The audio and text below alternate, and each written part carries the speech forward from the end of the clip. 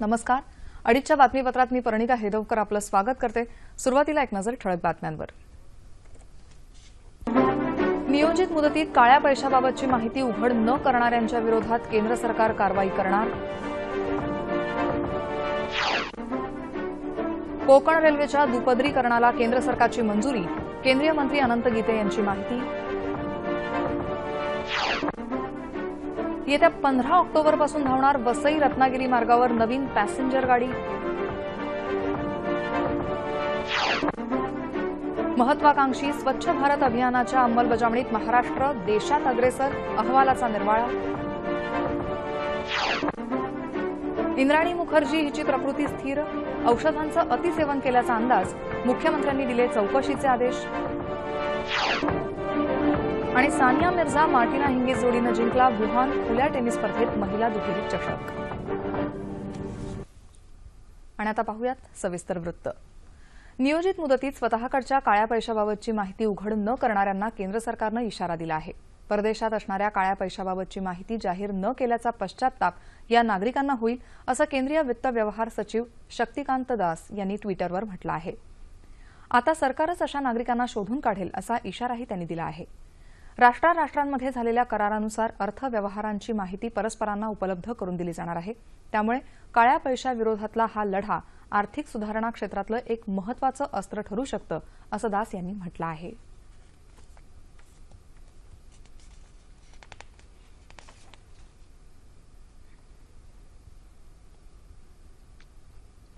Guatemala इथं झालेल्या भूस्खलनात सुमारे 30 जणांचा मृत्यू झाला आहे, तर 600 पेक्षा जास्त जण बेपत्ता झाले आहेत. या भूस्खलनात 125 पेक्षा जास्त घरं जमीनदोस्त झाली आहेत. आठवड्याभरापासून होत असलेल्या अतिवृष्टीनं भूस्खलनाची दुर्घटना घडल्याचं सांगण्यात येतंय. अतिवृष्टीचा सांटा कॅटलिना, पिनुला प्रांत आणि अल कॅम्प्री या गावांना सर्वाधिक फटका बसला आहे. या भागांमध्ये सरकारकडून मदतकार्य सुरू आहे.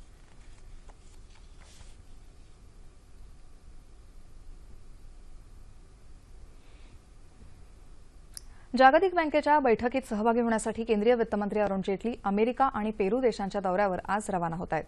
जागतिक बँक नाणेनिधीसोबतच्या बैठकीत वित्तमंत्री सहभागी होतील. या दौऱ्यात जेटली यांच्यासह रिझर्व्ह बँकेचे गव्हर्नर रघुराम राजन, आर्थिक व्यवहार सचिव शक्तिकांत दास आणि मुख्य आर्थिक सल्लागार अरविंद सुब्रह्मण्यम सहभागी होणार आहेत. या बैठकीदरम्यान G20 आणि ब्रिक्स देशांच्या वित्तमंत्र्यांचीही बैठक होणार आहे. त्यातही जेटली सहभागी होतील. जेटली यांच्या दौऱ्यात अनेक महत्त्वपूर्ण बैठका होणार असून त्यामुळे त्यांच्या दौऱ्याला महत्त्व प्राप्त झालंय.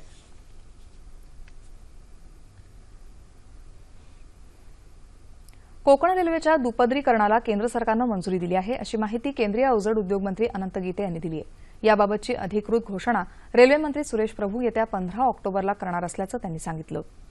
वसई रत्नागिरी अशी नवी पॅसेंजर गाडी येत्या 15 तारखेपासून सुरू होणार असल्याचंही गीते यांनी आज सांगितलं. रत्नागिरी इथं झालेल्या पत्रकार परिषदेत ते बोलत होते. कोकणात केमिकल झोन निर्माण करण्याबाबत नव्यानं कोणताही निर्णय झालेला नाही, मात्र याबाबतचा निर्णय राज्य सरकारनं घ्यायचा आहे. कोयनेचं पाणी मुंबईला नेण्याबाबतही अद्याप निर्णय झालेला नाही, असं गीते यांनी स्पष्ट केलं. जागुष्टे हायस्कूल इथं शिवसेनेनं आयोजित केलेल्या महाआरोग्य शिबिराचं उद्घाटन गीते यांनी केलं. अशी शिबिरं सर्वत्र व्हायला पाहिजेत, अशी सूचना त्यांनी केली. पालकमंत्री रवींद्र वायकर, खासदार विनायक राऊत हे देखील यावेळी उपस्थित होते.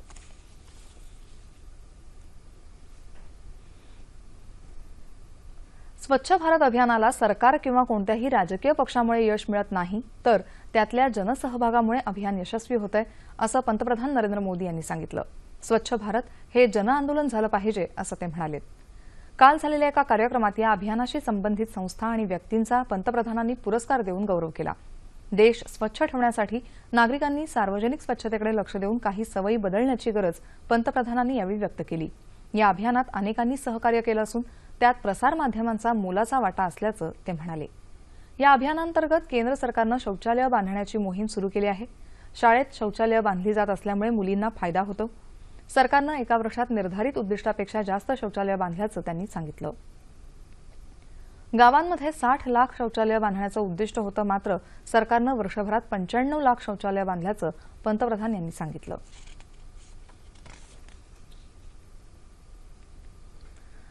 पंतप्रधान नरेंद्र मोदी यांनी गेल्या वर्षी सुरू केलेल्या स्वच्छ भारत अभियानाला राज्यातून चांगला प्रतिसाद मिळाला आहे.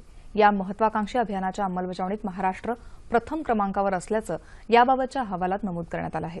या अभियानाला काल 1 वर्ष पूर्ण झालं। या निमित्तानं हा अहवाल प्रसिद्ध करण्यात आला।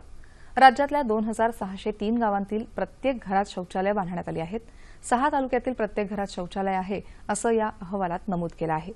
प्रत्येक घरात शौचालय बांधण्याच्या मोहिमेअंतर्गत राज्यानं उद्दिष्टापैकी 86% लक्ष्य पूर्ण केल्याचं अहवालात म्हटलं आहे। तर शाळा आणि अंगणवाडीत शौचालय बांधण्याचं उद्दिष्ट राज्यानं पूर्ण केलं आहे। यासाठी केंद्रानं दिलेल्या निधीच्या 89% रक्कम खर्च करण्यात आली आहे। या अभियानासाठी राज्यानं आतापर्यंत 424 कोटी 80 लाख रुपयांचा खर्च केला आहे। स्वच्छ रेल स्वच्छ भारत या अभियानांतर्गत हिंगोली रेल्वे स्थानक आणि परिसरात स्वच्छता अभियानाचा शुभारंभ काल करण्यात आला। यावेळी नागरिकांना स्वच्छतेची शपथ देण्यात आली। Bharat scout guide, Indian medical association, प्रवासी संघटना, व्यापारी महासंघ, युवा प्रतिष्ठान, पतंजली योग समिती, वनराई हिंगोली जिल्हा शाखा आणि पत्रकार संघटना इत्यादीचे पदाधिकारी आणि कार्यकर्ते यात सहभागी झाले होते। यावेळी नगराध्यक्षा अनिता सूर्यतळ यांनी हिंगोली रेल्वे स्थानक आणि परिसर नियमितपणे स्वच्छ ठेवणाऱ्या रेल्वे प्रशासनाचं कौतुक केलं। मुंबईत झालेल्या स्वच्छता अभियानात शालेय विद्यार्थी देखील सहभागी झालेत। गांधी जयंतीनिमित्त काल मुंबईतल्या शिव शिक्षण संस्थेच्या डीएस हायस्कूलच्या वतीनं प्रभात फेरी काढण्यात आली। स्वच्छतेविषयी जागरूकता निर्माण करण्यासाठी आयोजित करण्यात आलेल्या या प्रभात फेरीत शिक्षक आणि विद्यार्थी मिळून 200 जणांचा सहभाग होता। शालेय उपक्रमांसोबत विद्यार्थ्यांमध्ये सामाजिक जाणीव रुजावी हा या प्रभात फेरीमागचा मूळ उद्देश असल्याचं संस्थेचे अध्यक्ष राजेंद्र प्रधान यांनी यावेळी सांगितलं।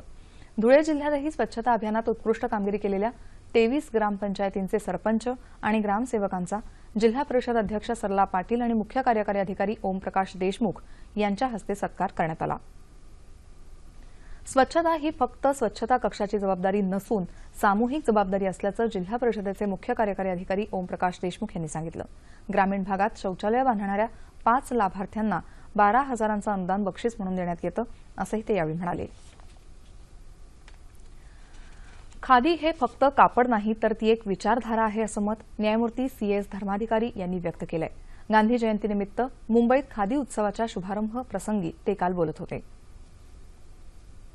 यावेळी धर्माधिकारी यांनी महात्मा गांधींच्या आठवणींना उजाळा दिला। मुंबईतल्या फोर्ट इथं 2 ऑक्टोबर ते 31 डिसेंबर या कालावधीत या खादी उत्सवाचं आयोजन करण्यात आलं आहे। खादीविषयी तरुणांमध्ये जनजागृती हा या खादी उत्सवामागचा मुख्य उद्देश आहे। खादीपासून तयार करण्यात आलेली विविध वस्त्र या प्रदर्शनात विक्रीसाठी ठेवण्यात आली आहेत। गांधी जयंतीनिमित्त नवी मुंबईतल्या तळोजा मध्यवर्ती कारागृहात 106 कैद्यांची गांधींची विचारसरणी या विषयावर परीक्षा घेण्यात आली। मुंबई सर्वोदय मंडळातर्फे ही परीक्षा घेण्यात आल्याचं कारागृह प्राधिकरणाच्या प्रसिद्धीपत्रकात म्हटलं आहे।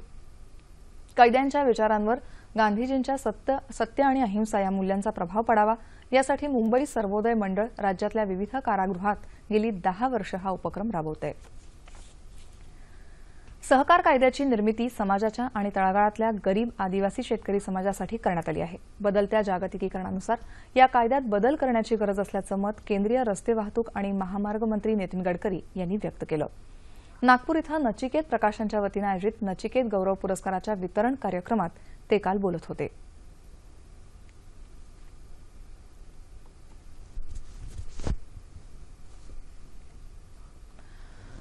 सहकारी चळवळ खिळखिळी करण्याचा उद्योजक आणि सरकारचा डाव असून खासगीकरणानं समस्या सुटणार नसल्याचं मत यावेळी उपस्थित सहकार भारतीचे राष्ट्रीय अध्यक्ष सतीश मराठे यांनी व्यक्त केलं। बहुचर्चित शीना बोरा हत्याकांडातली मुख्य आरोपी इंद्राणी मुखर्जीची प्रकृती आता स्थिर असल्याचं जे रुग्णालयाचे अधिष्ठाता डॉक्टर तात्याराव लहाने यांनी आज सकाळी सांगितलं। तिला अद्याप श्वास घ्यायला त्रास होत असून पुढचे किमान 3 दिवस रुग्णालयात ठेवावं लागेल असं ते म्हणाले। तिला काल बेशुद्धावस्थेत रुग्णालयात दाखल करण्यात आलं होतं। तिनं औषधांची जादा मात्रा घेतली असावी असा संशय आहे। इंद्राणीच्या जठरातल्या द्रव्याचा नमुना तपासणीसाठी पाठवला आहे असं डॉक्टर लहाने म्हणाले। एपिलेप्सी आजारावरच्या गोळ्या ती घेत असे अशी माहिती कारागृह प्रशासनानं दिली आहे। दरम्यान मुख्यमंत्री देवेंद्र फडणवीस यांनी या घटनेच्या चौकशीचे आदेश दिले आहेत। तिला गोळ्या कुठून उपलब्ध झाल्या याबाबतचे सर्व पैलू ध्यानात घेतले जावेत असे निर्देश देण्यात आले आहेत।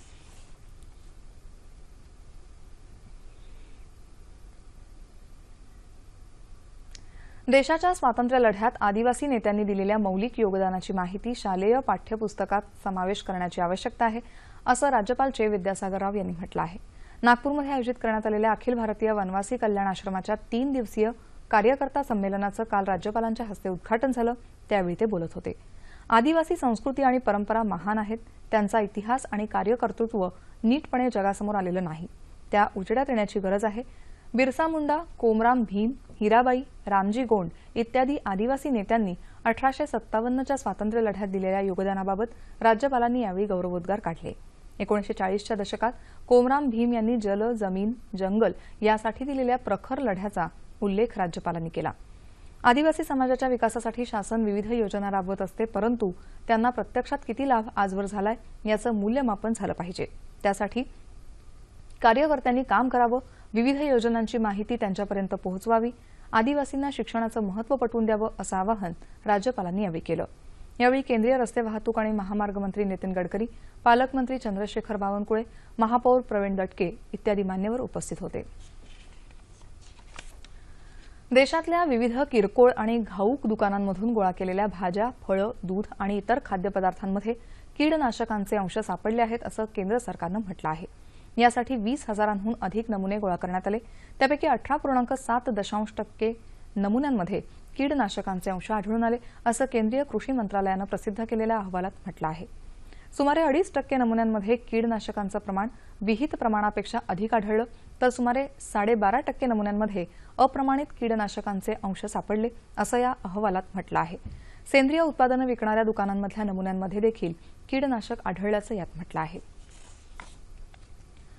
गिरणी कामगारांच्या घरांच्या प्रश्नाबाबत राज्य सरकारनं अवलंबलेल्या धोरणाचा निषेध करण्यासाठी मुंबईत काल गिरणी कामगार एकजूट संघटनेच्या वतीनं मूक निदर्शनं करण्यात आली. गिरणी कामगार आणि त्यांच्या वारसदारांनी काळ्या फिती लावून हे मूक आंदोलन केलं. राज्य सरकारनं गिरणी कामगारांच्या घरांच्या प्रश्नावर कुठलंही न्याय्य धोरण जाहीर केलेलं नाही याचा यावेळी निषेध करण्यात आला.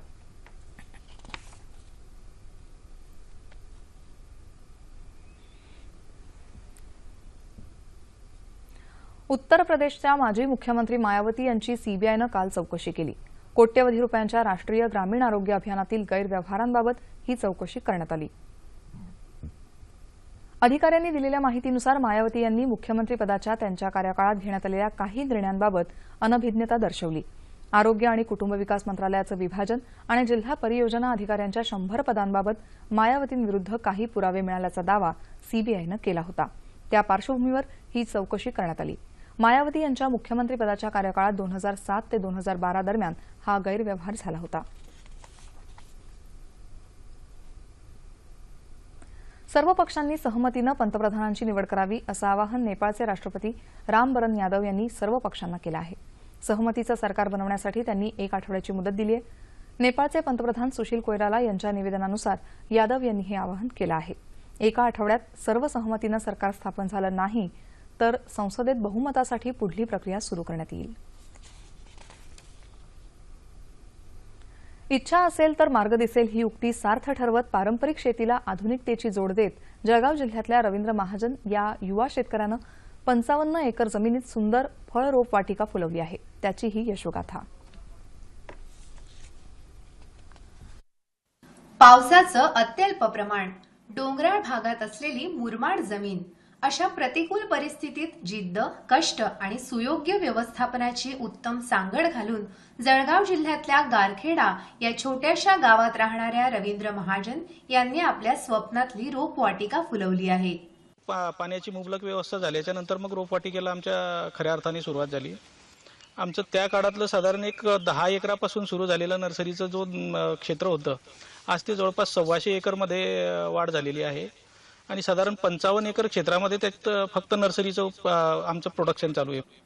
गेल्या 25 वर्षांपासून आपल्या फळबागेत लावलेल्या झाडांवर कलम पद्धतींचा अवलंब करून मोसंबी, डाळिंब, आवळा, फणस, आंबा, सीताफळ अशा दर्जेदार फळांचं उत्पादन घेतलं आहे. पावसाचं अत्यल्प प्रमाण लक्षात घेत आपल्या फळरोप वाटिकेत पिकांना तुषार सिंचनाद्वारे पाणी पुरवठा करत महाजन यांनी पाण्याची बचतही केली आहे. या ठिकाणी पाण्याच्या नियोजनासाठी आम्ही सुरुवातीला राष्ट्रीय कृषी विकास योजनेअंतर्गत 3 मोठी शेततळी घेतलेली आहेत. त्याच्यानंतर काही ठिकाणी स्वखर्चाने सिमेंट बंधारे, माती बंधारेही टाकलेले आहेत. कृषी विभागामार्फत एक मोठा माती बांध पण आपला सिमेंट बंधारा पण टाकून घेतलेला आहे आणि त्याचं खोलीकरण पण केलेलं आहे. बऱ्याचशा ठिकाणी स्वखर्चाने पण नाला खोलीकरण करून घेतलेलं आहे. शेतीतल्या या यशस्वी प्रयोगामुळे महाजन यांना कृषी मंत्री एकनाथ खडसे यांच्या हस्ते नुकताच वसंतराव नाईक कृषी पुरस्कार प्रदान करण्यात आला। या फळरोप वाटिकेद्वारे महाजन यांनी 70 जणांना कायमस्वरूपी रोजगारही मिळवून दिला आहे। शेतीला पूरक व्यवसायाची जोड देत महाजन यांनी फुलवलेली ही सुंदर रोपवाटिका इतर शेतकऱ्यांसाठी प्रेरणादायी ठरेल हे निश्चित। भौतिक सुविधा आणि शैक्षणिक गुणवत्तेच्या आधारावर राज्यातल्या पहिल्या ISO मानांकनाचा बहुमान सातारा जिल्ह्यातल्या कराड नगरपालिका शाळेला मिळाला आहे। लोकसहभागातून केलेली कामं, डिजिटल क्लासरूम, CCTV यंत्रणा, अग्निशामक यंत्रणा, विद्यार्थ्यांसाठी स्वच्छ पाणी, स्वच्छतागृह, ग्रीन हाऊस, ई-लर्निंग इत्यादी सोयींनी सुसज्ज असलेल्या कराड नगरपालिका शिक्षण मंडळाच्या शाळा क्रमांक 3 ला ISO मानांकन मिळालं आहे।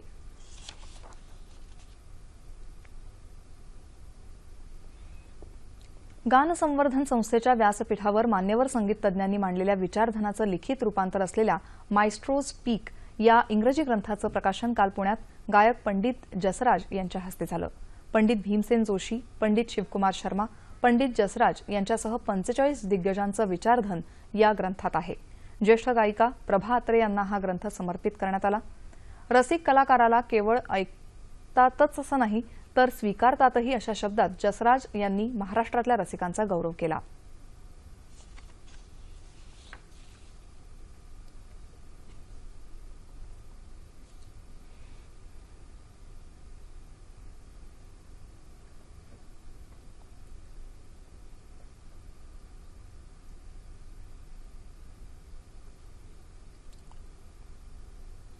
साहित्यिक शंकर सखाराम प्रतिष्ठानच्या वतीनं देण्यात येणाऱ्या उत्कृष्ट पुस्तक पुरस्कारांचं वितरण काल नवी मुंबई इथं करण्यात आलं। साहित्यिक डॉक्टर म.सु. पाटील यांच्या लांबा उगवे आगरी या आत्मचरित्राला हा पुरस्कार ग्रंथाली वाचक चळवळीचे प्रणेते दिनकर गांगल यांच्या हस्ते प्रदान करण्यात आला। 5,000 रुपये रोख, श्रीफळ आणि सन्मानचिन्ह असं या पुरस्काराचं स्वरूप आहे। हे आत्मचरित्र म्हणजे एक सामाजिक दस्तऐवज म्हणून समाजाला उपयोगी पडेल असे गौरवोद्गार दिनकर गांगल यांनी यावेळी काढले। डॉक्टर पाटील यांनी ग्रामसंस्कृती आणि निसर्गाचीही नाळ जोडली असून FEZ चळवळीच्या माध्यमातून त्यांचं सामाजिक कार्य देखील लक्षात राहण्याजोगं आहे असं मत ज्येष्ठ पत्रकार पद्मभूषण देशपांडे यांनी यावेळी व्यक्त केलं। हे आत्मचरित्र केवळ माझं नसून आपल्या पिढीचं हे आत्मचरित्र असल्याचं मत डॉक्टर म.सु. पाटील यांनी सत्काराच्या उत्तरादाखल केलेल्या भाषणात मांडलं। थोर स्वातंत्र्यसेनानी आणि मराठवाडा मुक्तीसंग्रामचे प्रणेते स्वामी रामानंद तीर्थ यांच्या जयंतीनिमित्त आज विधान भवन परिसरातील त्यांच्या पुतळ्याला महाराष्ट्र विधान परिषदेचे सदस्य प्राध्यापक जनार्दन चांदूरकर आणि हुस्नबानू खलिफे यांनी पुष्पहार आणि गुलाब पुष्प अर्पण करून अभिवादन केलं। याप्रसंगी विधानमंडळ सचिवालयाचे अधिकारी आणि कर्मचारी यांनी देखील पुष्प अर्पण करून अभिवादन केलं।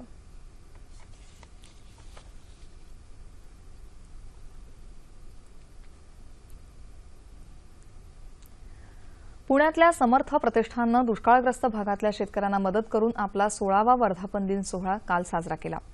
यावेळी शेतकऱ्यांना किराणा सामानाचं वाटप मान्यवरांच्या हस्ते करण्यात आलं। हे शेतकरी औरंगाबाद इथल्या वेरूळ परिसरातले आहेत। प्रतिष्ठाननं 100 दृष्टीबाधित मुलांना मुंबईला नेऊन नेहरू सेंटरमधल्या आईज ओपन माइंड्स या दुर्मिळ प्रदर्शनाचा अनुभव देखील दिला। समर्थ प्रतिष्ठान हे खूप जुनं ढोल पथक आहे।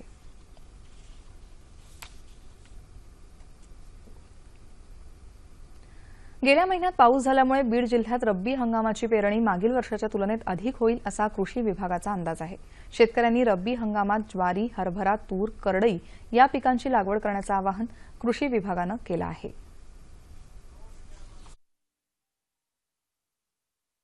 बीड जिल्ह्यात खरीप हंगामात जून नंतर पाऊस न झाल्यानं या हंगामातली पिकं वाया गेली। दुबार पेरणी न करता बऱ्याच शेतकऱ्यांनी आपली शेतं मोकळी ठेवली। त्यातच सप्टेंबर महिन्याच्या शेवटच्या आठवड्यात पाऊस झाल्यामुळे रब्बी हंगामात गेल्या वर्षीच्या तुलनेत पेरणीत वाढ झाली आहे। पहिले पीक पेरलंच नाही पाऊस नसल्यामुळे आता ज्वारी पेरायला लागलो। पाऊसच नाही, जनावराला खायला सुद्धा काही नाही। आता हे पाऊस 2 दिवसात पडलाय म्हणून थोडासा चारा झालाय। जिल्ह्यात एकूण 3,78,900 हेक्टर एवढं रब्बीचं क्षेत्र आहे। सप्टेंबर अखेरपर्यंत झालेल्या 319 मिलीमीटर पावसामुळे हे क्षेत्र वाढून 6,13,000 हेक्टर इतकं होईल असा कृषी विभागाचा अंदाज आहे। या जिल्ह्यामध्ये मोठ्या प्रमाणामध्ये गुरं आहेत, डेअरीचा धंदा आहे, दुग्ध व्यवसाय होत असल्यामुळे त्याला चाऱ्याचा मोठा प्रश्न होता। या चाऱ्याचा प्रश्न मिटवण्यासाठी रब्बी हंगामामध्ये मोठ्या प्रमाणामध्ये ज्वारीच्या पिकाची आम्ही पेरणी करण्यासाठी शेतकऱ्याला सल्ला दिलेला आहे. जवळपास जिल्ह्यामध्ये 3,78,000 हेक्टरचं सरासरी क्षेत्र असताना मागच्या वर्षी तर साधारणतः 2,60,000 एवढे पेरा झाला होता. परंतु चालू वर्षामध्ये याच्या डबल पेरा होण्याची दाट शक्यता आहे. त्याचं कारण असं आहे की मागच्या वर्षी जे काही उडीद, मूग, सोयाबीन या क्षेत्राखाली खरीपामधलं जे काही क्षेत्र होतं ते आता क्षेत्र पूर्णतः रब्बीमध्ये वाढत आहे.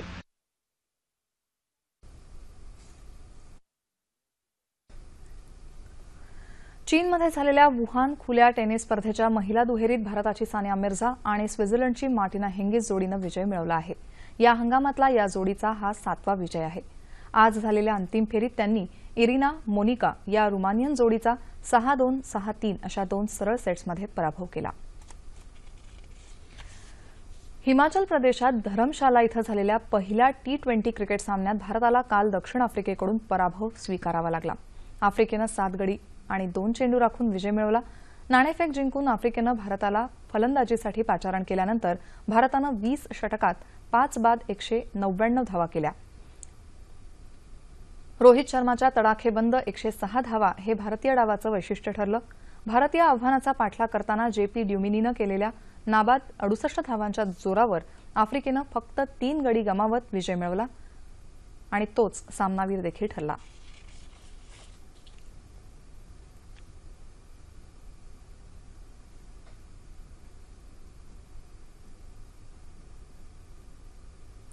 हवामान वृत्त. गेल्या 24 तासात मराठवाडा विभागात सरासरी 6.98 मिलीमीटर पावसाची नोंद झाली आहे. लातूर जिल्ह्यात सर्वाधिक 12.89 मिलीमीटर पावसाची नोंद झाली असून सर्वात कमी पाऊस नांदेड जिल्ह्यात 1.96 मिलीमीटर इतका झालाय. मराठवाडा विभागात या मोसमात सरासरी 424.76 मिलीमीटर इतका पाऊस झाला असून विभागाची वार्षिक सरासरी 779 मिलीमीटर आहे. ठाणे आणि पालघर जिल्ह्यातही तुरळक पाऊस झाल्याचं आमच्या प्रतिनिधींनी कळवलं आहे.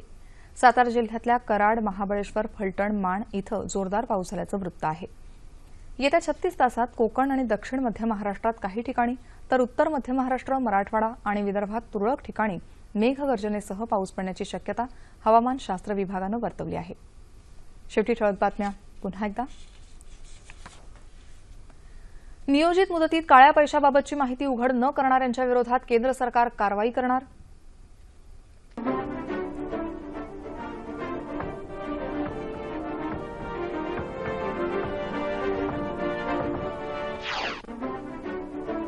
कोकण रेल्वेच्या दुपदरीकरणाला केंद्र सरकारची मंजुरी.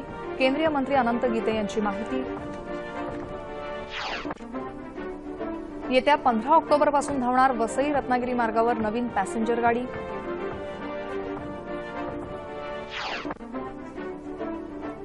महत्वाकांक्षी स्वच्छ भारत अभियानाच्या अंमलबजावणीत महाराष्ट्र देशात अग्रेसर, अहवालाचा निर्वाळा. इंद्राणी मुखर्जी हिची प्रकृती स्थिर, औषधांचं अतिसेवन केल्याचा अंदाज, मुख्यमंत्र्यांनी दिले चौकशीचे आदेश. आणि सानिया मिर्झा मार्टिना हिंगिस जोडीनं जिंकला वुहान खुल्या टेनिस स्पर्धेत महिला दुहेरी चषक. याबरोबरच हे बातमीपत्र संपलं. पुन्हा भेटूया संध्याकाळी 7 वाजता सह्याद्री वाहिनीवर. नमस्कार.